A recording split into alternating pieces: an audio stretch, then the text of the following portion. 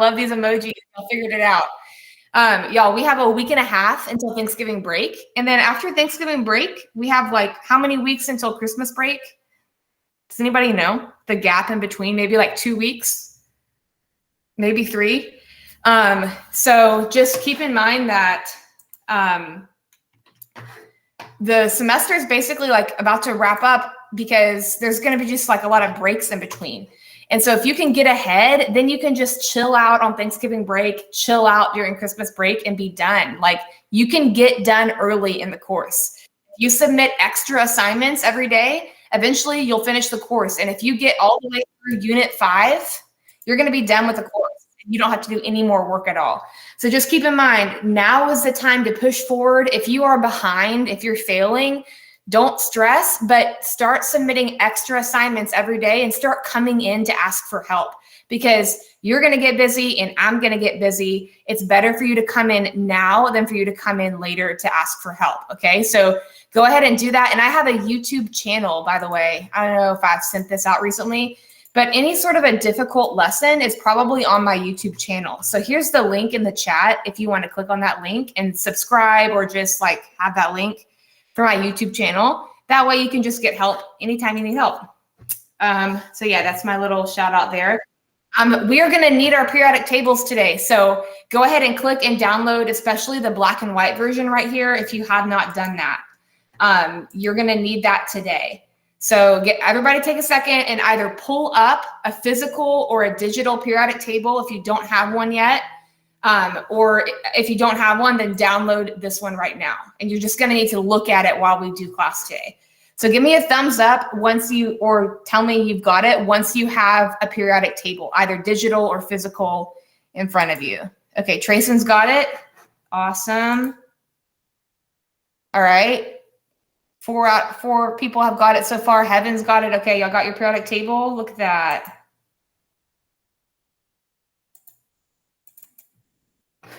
That's awesome. I'm also pulling it up too. I got to practice what I preach here. Hey, Elijah. Okay, so y'all got your periodic tables. You got them pulled up. We're going to need them today. And make sure you save them. That way, like you can add on to it because there's a lot of like resources. And rather than having like 6 different pictures of a periodic table, you can like write down information all on one. You know what I mean? If you're organized about it. So save it and keep it and hold on to it. We're going to learn about chemical composition today. We're going to kind of learn about atoms and how we can measure atoms today. Pretty cool. Hey, Ariana, how are you?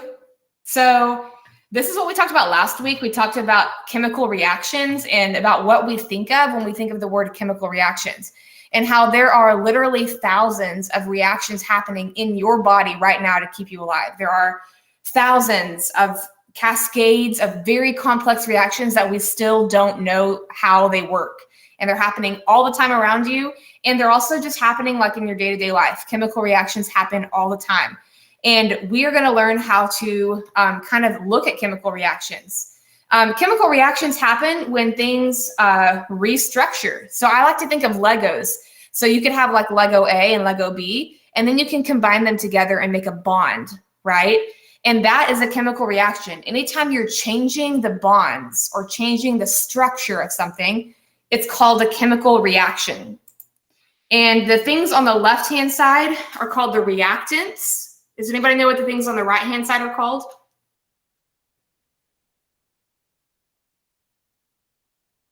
Great job, Natalie, Emery, Megan, y'all are on top of it. They're called products, and that kind of makes sense, right? This is what's being produced, reactants and products.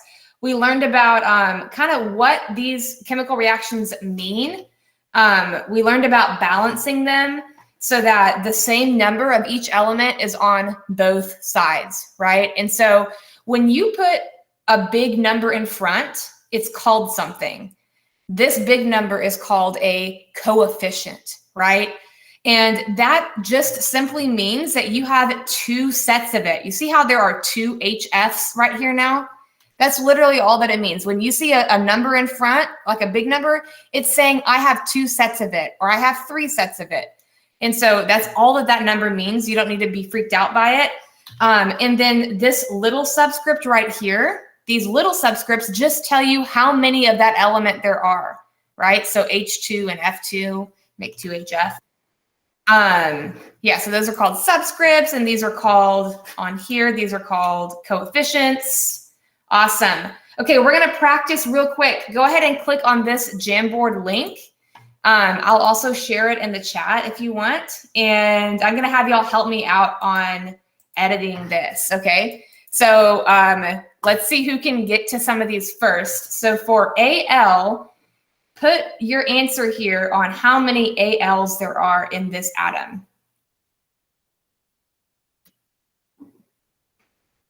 All right, I love these sticky notes. Aren't those so cool? Okay, I'm seeing some sticky notes here. Hold on, I gotta share my other tab now. Y'all should see this over here. Okay, we got a couple answers there. Y'all are correct. There are 2 aluminums, right? 2 aluminums. Okay, tricky question next. How many S's do you think there are? How many sulfurs? All right, we got a lot. Y'all are all working on it. I love it. Okay, so yeah, so if you're lost, pay attention to me. Okay, look at my chat here.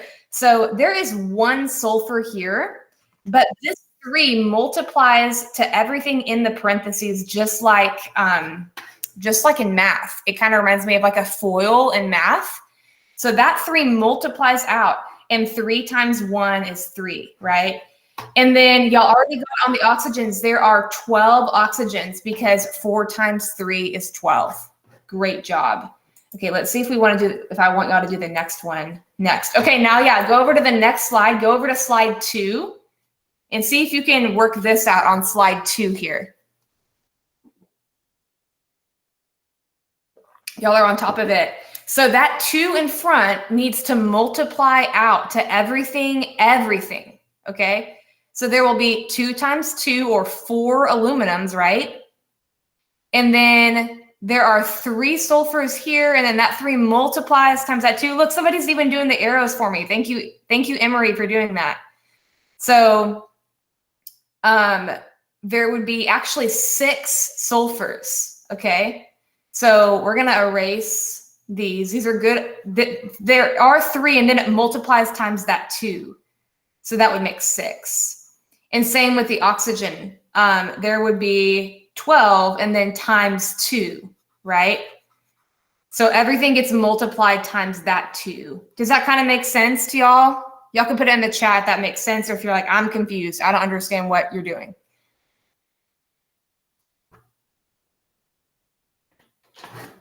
Okay, awesome. Alexander understands, Natalie understands. That is awesome. Okay, that was some practice that we kind of talked about last week. Now come back over to my screen. We're not going to do any more on that Jamboard for a second, okay? We're going to talk about a mole, okay? And it's not a mole that you're probably thinking about. So if I asked you, guess how many water molecules are in 1 cup of water? How many do y'all think are going to be in 1 cup of water? That's a picture of 2 cups, but pretend it's just 1 cup of water. How many water molecules are in 1 cup of water? 7 million. I see 1 with a ton of zeros, right? Do you know that there is actually an answer? If you measure out a certain amount of water, I can tell you, it's like a magic trick. I can tell you roundabout how many molecules of water are in that cup. We actually have the ability to figure out anything like that. If you know any chemical substance and you know how much it weighs, we can tell you how many molecules there are. Okay, Megan looked at the slide. I love it. Okay, so in water, this is about our answer about how many molecules there are in water. That's 7.9 with 24 zeros on the end, right? 7.9 times 10 to the 24th. I don't know how to say that the math way. Like, I don't know what zillion, hexillion that would be. No, that would be hexillion, I think, or close to that. But 7.9 with 24 zeros on the end. That's a lot of water molecules. Do you think that somebody could count that out? Because if that were a full-time job, I would not take it, okay? So when you see this picture here, how many eggs are here? How many eggs? Okay, this is what I'm looking for. Okay, I'm seeing two different types of answers. 2 of y'all said 36, and 2 of y'all said 3 dozen, right?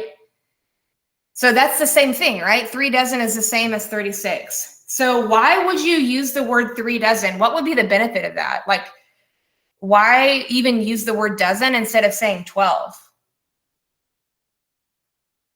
It's a smaller number. It's easier, right? Like, it saves time. It's easier to say 3 dozen than it is to say 36, right? Because it's easier. That's my answer too. So 1 mole, okay, is 602 hexillion atoms. It's exactly that many. Or 602 hexillion anything, or 6.02 with 23 zeros on the end.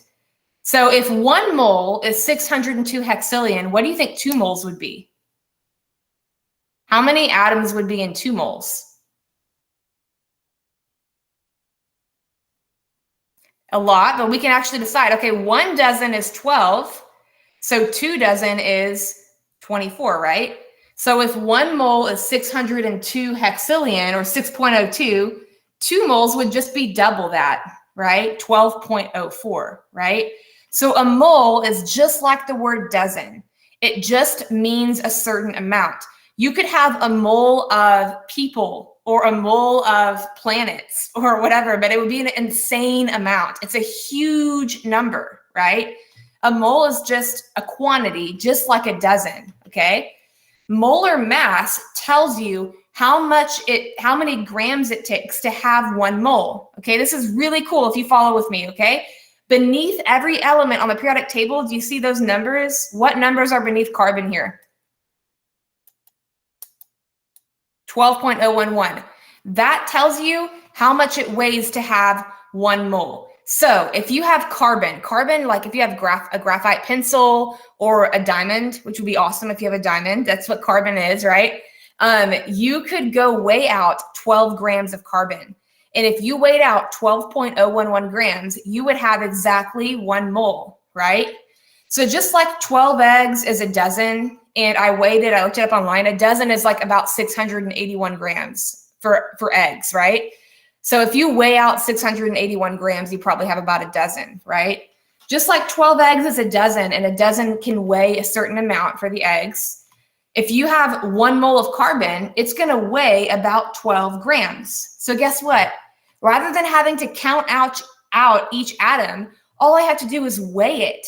And when I weigh it, I know how many atoms I have because it's listed underneath the periodic table how many grams it takes to have 1 mole. So that's called molar mass, okay? And we're going to practice that with water, and I'm going to have y'all kind of help me out, but I want y'all to kind of follow along with me. So let's see. For some reason, the subscript did not carry here, so I'm going to write it right here. We're going to find the molar mass of H2O. When you find the molar mass of anything, you need to break down the elements that are in there. So what elements are in H2O? There's H, and then there is O.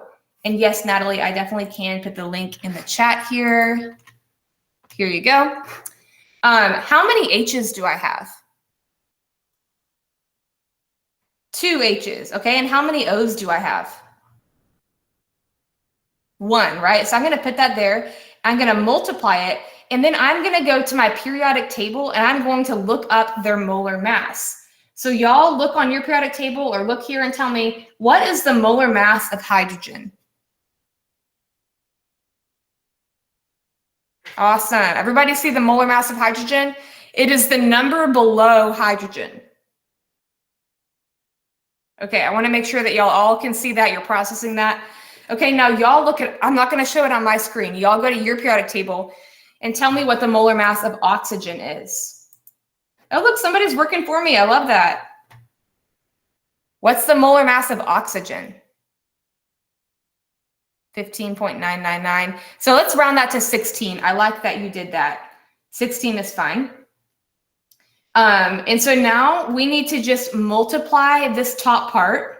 So what's 2 times 1.008? You can kind of round that to 1. You know what I mean? If you want to, you can round it to at least like a whole number or maybe 1 decimal, and you're probably still going to get the same answer. So you don't necessarily have to like carry out all of this. I might just round this off to 1 to make it easier. You know what I mean? So like, let's just make it easier on ourselves and make that 1 and make the other one 16. Okay. So 2 times 1 is 2 and 1 times 16 is 16. And now we're going to add those together to get 18 grams. That is how many grams it takes to have 1 mole of water. That's called the molar mass, or 18 grams per mole. So what that means is if I get a glass of water and I weigh out 18 grams, it means that I have about 1 mole of water, which is 6.02 times 10 to the 23rd. So that is the molar mass of water. Let's try it on slide 4, something a little bit harder. I'm going to have y'all help me out. So we need to break this down into the elements. And so y'all break it down for me and write down the elements involved. This is slide 4. Okay, we have Ca. Somebody's already doing Ca. What about the next one? What other elements are involved? All right, Andrew, don't erase. We gotta have etiquette when it comes to this. Awesome. Okay, Ca and then P, and then what's the last one? O. Okay, awesome. How many calciums do we have?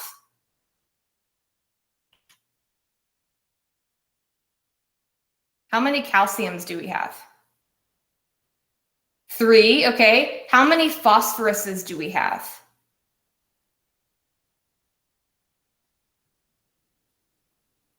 Okay, we got one person writing 3. Y'all are doing great. I'm going to simplify this. Y'all are all helping out, and I love it. I'm going to erase this 3 because we already have 1. Okay, we have 2 phosphoruses. Awesome. And how many oxygens do we have? Great job. Great job. We got a lot of people here working. Love it. We only need 1, though. Okay, so perfect. We got 8 there. Perfect. Okay, now we need to go look up the molar mass. Okay, so I'm going to have, let's see, who wants to look up? Alexander, I'm going to have you look up the molar mass of Ca. And then Emery, you want to look it up for P. And then Megan, look it up for O.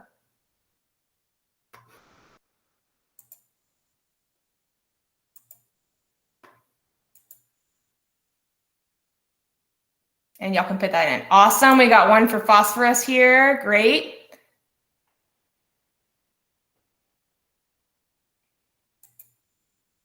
Awesome. Okay, what about oxygen? What's our molar mass for oxygen?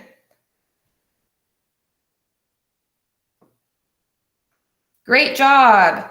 Okay, y'all are doing great. I'm going to have y'all pause for a second, and then I'm going to kind of explain how this works here. So y'all looked up on the periodic table the molar masses, right? And so now we just need to multiply by how many there are. So calcium's molar mass was about 40. So 40 times 3 is going to be 120. Phosphorus's molar mass, 30.974. I'm going to call that 31. And I'm going to do 31 times 2 to get 62. And then, Megan, I love your process there. And then there were 8 oxygens, right? So we're going to do 16 times 8, like we said earlier. 16 times 8 is 128. And then we're going to add all of those together. So 128 plus 62 plus 120 is 310. And that tells us how many grams are in 1 mole. This is called molar mass, right? So hop out of the Jamboard for a second and put in the chat if you have any questions on that. Was there a part where like figuring out how many atoms didn't make sense to you or anything like that? Like put it in the chat if you have any questions. And I'm going to work the next problem with y'all, okay? So for this last problem, before we close out, it says if you have 36 grams of water, how many moles of it do you have? So we have 36 grams of water, right? And we want to know how many moles of it do we have? Well, to convert from grams to moles, you have to use molar mass. So we need to look up the molar mass of water by adding it up on the periodic table. And we actually did that earlier as a problem. So the molar mass of H was 1, and the molar mass of O is about 16. And since there are two H's, I'm doing 2 times 1, and there's only 1 O. So the molar mass is about 18 grams per mole, okay? So if I have 36 grams of water, how many moles of it do you think I have? Some of y'all are actually already reasoning through it, and I love it. Well, we know that for every 1 mole, there are 18 grams of water, right? And then my grams would cancel out. And so really we're just doing 36 divided by 18 to get 2 moles of water, okay? So remember, when you're converting, you put what you want to get to on top and what you want to cancel out on bottom. And we put in the relationship, which was the molar mass of water there. Yeah, 36 divided by 18. Okay, put in the chat like a thumbs up if that makes sense, or questions if you don't have any. We're going to pause here today, and just know I am free until 4 o'clock today. So you should be coming in if you're not passing to get help, and I will help you with wherever you are to get through assignments quicker. Okay, I'm seeing some thumbs up there. I love it. I love it. Okay. If y'all have any questions at all, just hang out afterward, and I'm happy to help y'all out. And if not, y'all are all good to go, and I hope y'all have a great week.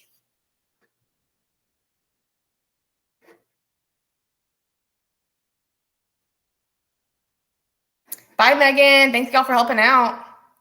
Bye, Lauren. Bye, Xavier. Bye, Sang.